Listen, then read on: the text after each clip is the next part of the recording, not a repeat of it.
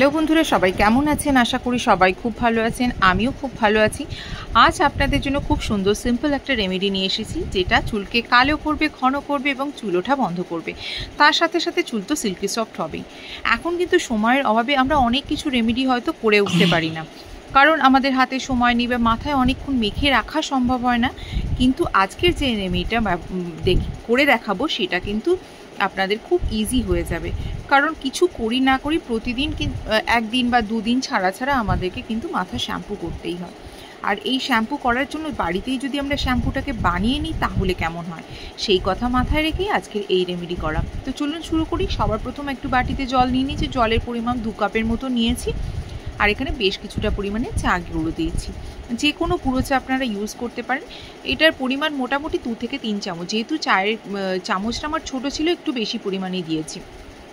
তার সাথে নিচ্ছি তেজপাতা। হ্যাঁ বন্ধুরা, একদম ঠিক দেখছেন, তেজপাতা কিন্তু আমাদের চুলের জন্য ভীষণ ভালো। চুলকে সিল্কি সফট রাখতে এবং চুলের উজ্জ্বলতা বাড়াতে তেজপাতার অবদান আছে। আবার তেজপাতা কিন্তু আমাদের স্কিনের জন্য ভালো, অ্যান্টি রিঙ্কেলস হিসাবে কাজ করে। সুতরাং এখানে আমি মোটামুটি 6 থেকে 7টার মতো তেজপাতা নিয়েছি। তেজপাতাগুলোকে ছোটো ছোটো করে পিসেস করে কেটে নিয়েছি, যাতে এই জলটার মধ্যে সমস্ত গুণাগুণ চলে আসে। তো প্রথমে আমি এই জলটাকে রেডি করে নিয়েছি, বেশ কিছুক্ষণ ফুটিয়েছি। ফুটতে কিন্তু মোটামুটি অনেকক্ষণ টাইম লাগবে, 15 থেকে 20 মিনিটের মতো, একদম অল্প আঁচে। কারণ এই তেজপাতা আর চায়ের লিকারটা যেন পুরোপুরি এই জলের মধ্যে তার গুণাগুণগুলো চলে আসে। আর একটু ঠান্ডা করে নিয়েছি, গরম অবস্থায় তো কিছু করা যাবে না, খুব গরম ছিল, সেই জন্য এটাকে হালকা ঠান্ডা করে নিয়ে এইবার আমি দেখাচ্ছি আপনাদেরকে এর পরের স্টেপে আমরা কি করব। এবার ছেঁকে নিচ্ছি। এই জলটা দিয়ে আমি হেনা করার জন্য এই জলটা ইউজ করেছিলাম, সেই জন্য আপনাদেরকে দেখাচ্ছি। এর আগের ব্লগে আপনারা এটা দেখেছেন। এইবার এই জলটা যতটুকু হেনাতে লেগেছে, বাদ বাকি যে জলটা, সেটা দিয়ে আমি আজকে শ্যাম্পু বানিয়ে দেখাবো। আপনারা হেনাও করতে পারেন বা শ্যাম্পুও বানাতে পারেন। আর এটা তৈরি করে আপনারা ফ্রিজেও স্টোর করে রেখে দিতে পারেন। এবার চলুন, এটার সাথে যেটা মেশাবো সেটা হচ্ছে অ্যালোভেরা জেল। অ্যালোভেরা জেলও আমাদের চুলের জন্য ভীষণ ভালো, চুলকে সিল্কি সফট রাখতে, খুশকি দূর করতে এবং গ্রে হেয়ারের সমস্যা থাকলে সেটা থেকেও মুক্তি পেতে এই অ্যালোভেরা জেলের অবদান আছে।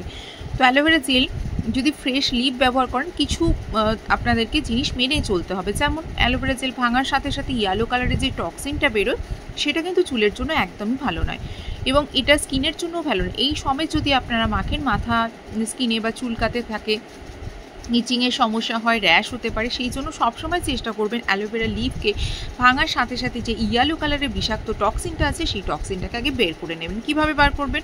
অ্যালোভেরা লিভ থেকে ভাঙার সাথে সাথেই দেখবেন এই ইয়েলো কালারের টক্সিন রয়েছে। এটা যদি লম্বা করে দাঁড় করিয়ে রাখেন তাহলে অনেকটা টক্সিন বেরিয়ে যাবে। আর তার সাথে সাথে যদি কোনো মগের মধ্যে জল দিয়ে 1 ঘন্টার মতো ভিজিয়ে রাখেন তাহলেও কিন্তু টক্সিন বেরিয়ে যাবে। তো আমি টক্সিন বার করে নিয়েছি, ভালো করে ধুয়ে নিয়েছি। এবার চামচের সাহায্যে কুড়ে আমি অ্যালোভেরা জেলটাকে বার করছি। কীভাবে বার করবেন? দুদিকে কাটার মতো যে অংশটা আছে, অংশটাকে ফেলে দেবেন কেটে।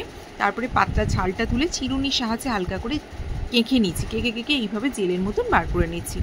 তো দেখুন, আমি অ্যালোভেরা জেল বার করে নিয়েছি। আর আপনাদের কাছে যদি প্লান্ট বেস অ্যালোভেরা জেল না থাকে, আপনাদের কোনো অসুবিধা নেই, বাজারজাত যে কোনো অ্যালোভেরা জেল ইউজ করতে পারেন। দেখে নেবেন কোনো সুগন্ধি আছে কি না, সুগন্ধি যেন না থাকে, আর অ্যালোভেরা জেলের যেন কোনো কালার না। তো এখানে আমি মোটামুটি অ্যালোভেরা জেল 1 থেকে 1.5 চামচের মতো ইউজ করেছি। যেহেতু আমি এটা একবারের জন্য ইউজ করছি, আপনারা চাইলে একটু বেশি করে রাখবেন। আর এটাকে ফ্রিজে অবশ্যই স্টোর করতে হবে।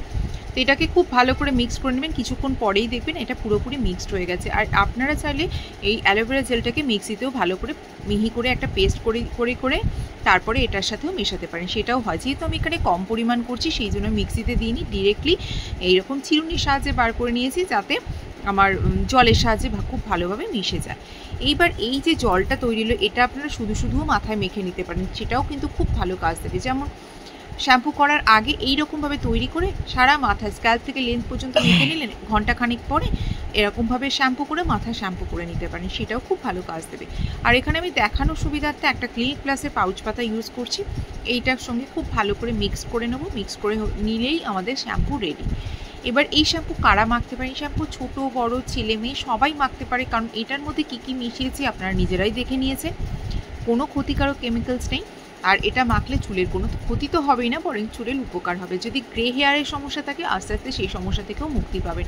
তবে হ্যাঁ, চেষ্টা করবেন এটা তৈরি করে মাথায় মাখার পরে অন্তত 10 থেকে 15 মিনিট রাখার। এর বেশি রাখার দরকার নেই, কারণ এর মধ্যে শ্যাম্পু যেহেতু রয়েছে। 10 থেকে 15 মিনিট মেখে রেখে তারপরে হালকা হাতে মাসাজ করে নেবেন। আর এটার মধ্যে যেহেতু শ্যাম্পু আছে আপনাদের আলাদা করে আর শ্যাম্পু দিতে হবে না।